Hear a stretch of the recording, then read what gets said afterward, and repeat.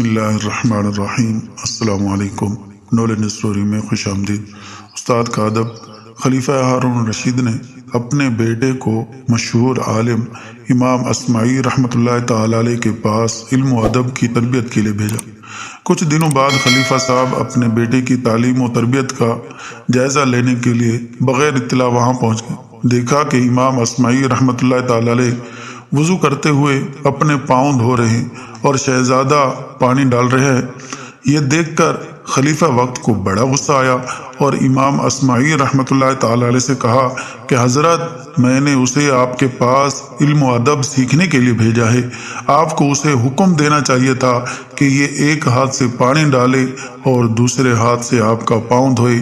ہارون رشید وہاں سے واپس ہوئے اور اپنے دوسرے بیٹے مامون کو بھی امام اصمعی رحمۃ اللہ تعالی علیہ کے پاس بھیج دیا۔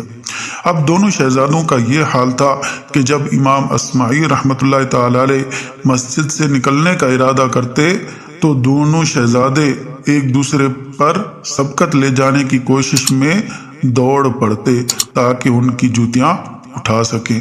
ویڈیو کو لائک کریں، شیئر کریں اور چینل کو ضرور سبسکرائب کریں۔ Thanks for watching. اللہ حافظ۔